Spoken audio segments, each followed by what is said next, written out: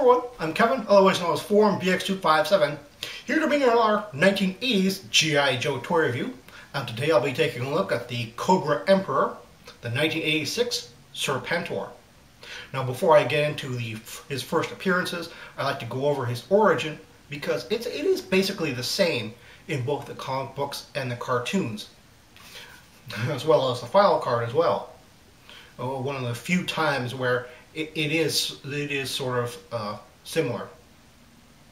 Now, following a bunch of defeats led by Cobra Commander, the Cobra High Command is a bit fed up with him.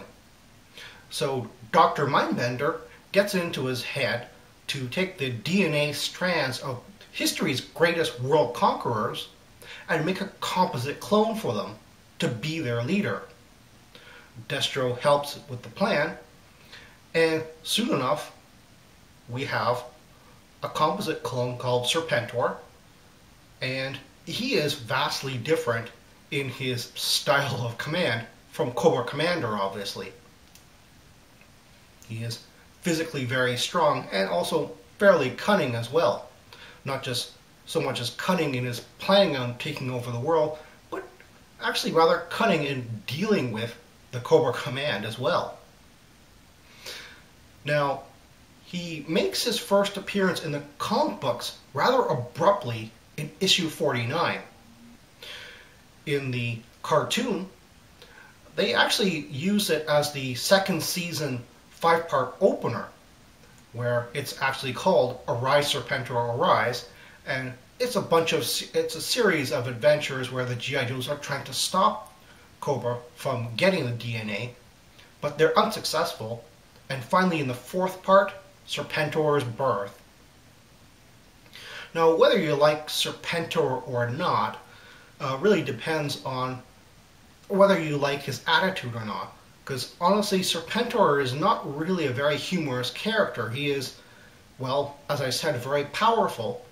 And as such, a lot of the characters under his command do not really stand up to him when he makes the same mistakes as Cobra Commander. And again, whether you like him or not, or whether you like him better or worse than Cobra Commander, the fact of the matter is that Cobra Commander used the Cobra organization almost like a criminal organization or a terrorist organization, whereas Serpentor turned it into an enemy country. There's no denying it. Serpentor's outfit is totally over the top and somewhat impractical. However, I can totally see where he gets this theme. As Montezuma was one of his DNA donors, and Montezuma was an Aztec emperor, I can see the Aztec influence in how the suit goes, because the Aztec warriors generally wore animal-themed outfits from head to toe. And one of the very distinctive styles was a full face mask, but with the person's or wearer's actual face poking through the face of the animal, just as Serpentor has. The gold, which thankfully is gold plastic and not gold paint, so it doesn't rub off the way Hasbro's metallic paint usually would, and of course the bright greens really bring to mind the Aztec sensibility. Serpentor comes with a small dagger, which is very well sculpted,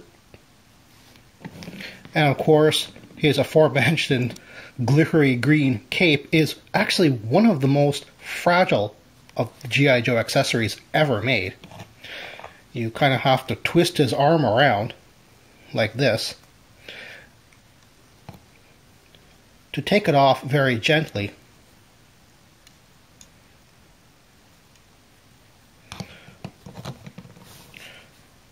Usually the cape actually rips from the armholes, so that's where you have to be very careful. Of course, the material used for the cape is extremely thin as well. You can almost see my fingers right through it.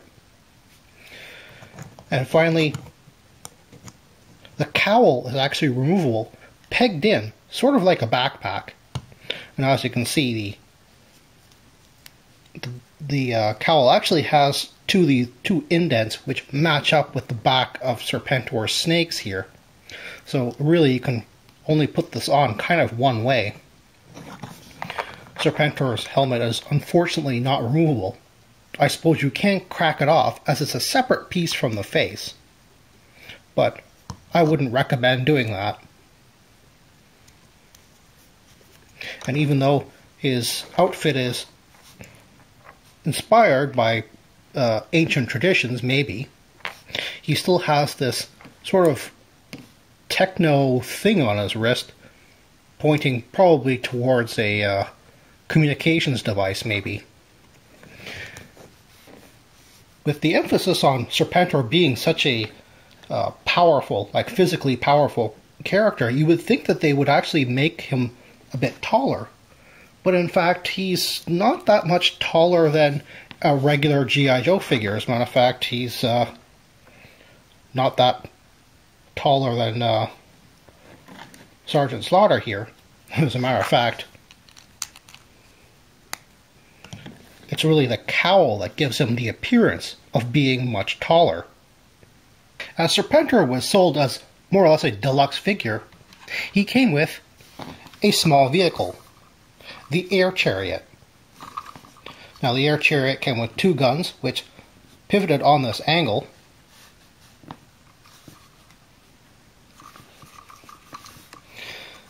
And as it was a hovering device, it had a big fan.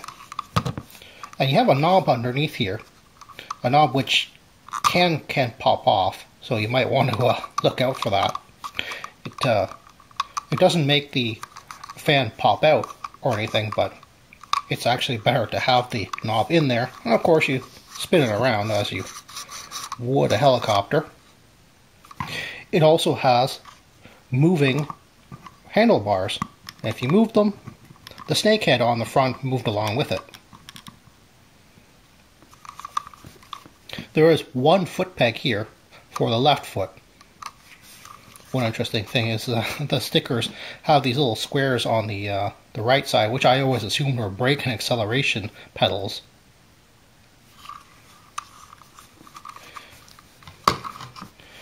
Serpentor and the Air Chariot were sometimes sold as a mail-away later on in the years, probably around 1988 or 1989 and on or so.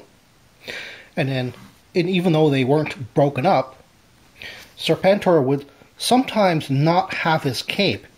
Instead, he would sometimes just have two daggers instead.